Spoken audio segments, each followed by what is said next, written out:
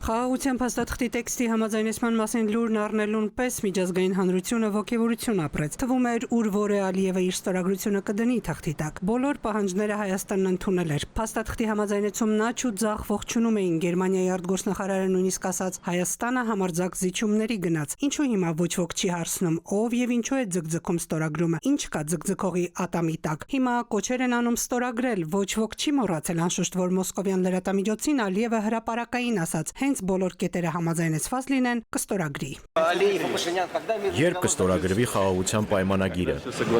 Երբ ամբողջը համաձայնեցվի։ Հիմա բոլոր 17 կետերը համաձայնեցված են։ Միջազգային հանրությունը վերջինը Իրանը կոչ է անում ստորագրել, արագացնել խաղաղության պայմանագրի կնքումը տարածաշրջանում տևական կայունություն եւ անվտանգություն հաստատելու համար։ Բայց նա անդրդվելի է մնում։ Տիրանայում Փաշինյան-Ալիև կարճ հանդիպումից հետո էլ առաջընթացի վերաբերյալ որևէ հայտարարություն չեղավ։ Հենց այս հանդիպմանը համընթաց Բաքուն նույնը կրկնեց։ Հայաստանի սահմանադրության փոփոխություն ու ԵԱՀԿ Մինսկի խմբի լուծարում։ Այնպես որ հայկական կողմի լավ լուրի սպասելու հույսերը ըստ մասնագետների հոդս են ցնդում։ Սկզբանե ասել են, որ Ադրբեջանը չի ստորագրելու որևէ փաստաթուղթ 2-3 տարի առաջ եւ գործընթացը նոր էր մեկնարկում, քանի որ այդ գործընթացի ժամանակ հայկական կողմը Ադրբեջանի շատ կարևոր խաղաքարտեր է վիճել եւ Ադրբեջանը մաքսիմալ արդյունք ստանալով գործընթացից շահագրգռված է գործընթացի շարունակականությամբ, այլ ոչ թե դա ինչ որ հանգույցային կետի հասցնելու,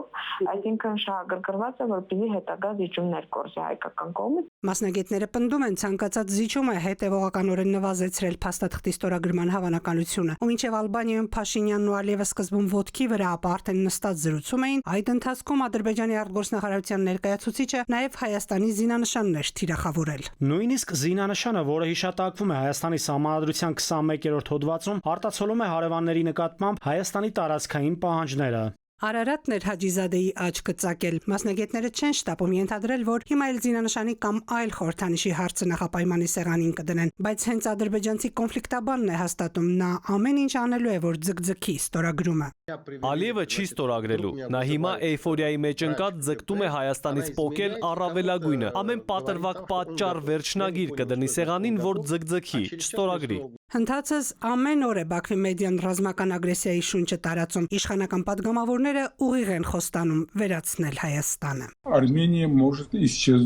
Հայաստանը կվերանա քարտեզից, եթե չկատարի Ադրբեջանի պահանջները։ Հայաստանը ցուցադրաբար չի կատարում իր պարտականությունները։ Բայց եւ հայ եւ ադրբեջանցի մասնագետները համարում են, որ Ալիևյան այս կլանը հիմա ընդամենը վախի մթնոլորտն է պահում, ագրեսիայով սպառնում։ Համարում են, որ Ալիևը հիմա լայնածավալ էսկալացիայի չի գնա, կշարունակի անկանոն կրակոցներով ահաբեկել սահմանին։ Խոշորամասշտաբ էսկալացիայի կգնա։ Ես այս պայդրությամբ չեմ տեսնում միջազգային որևէ կոնսենսուս դրա շուրջ։ Ադրբեջանը այս տարվա մարտ եւ ապրիլ ամիսներին ինտենսիվ տարածում էր ապատեղեկատվական հաղորդագրություններ, միևնույն ժամանակ տրամադրություններ ստուգելու նպատակով եւ հասկանալի դարձավ Ադրբեջանի համար, որ այս պահին միջազգային իրավիճակը թույլ չի տալիս իրեն գնալ լայնամասշտաբ գործողությունների։ Հայաստանի ներքաղաքական կյանքին էլ նա փորձում է ձեռքը հասցնել, ասում է մասնագետը։ Առաջիկա համապետական ընտրություններին ընթരാճ փորձելու է տեղեկատվական տերորով, քարոզչական պատերազմով գրոհել հայկական պետականության վրա, որովհետև սրտում ահռելի վախ կա, որ անընդհատ է բարձրաձայնում ռևանշիստները չվերադառնան։ Սիրան Շմրեդյան, ժամը լրատվական։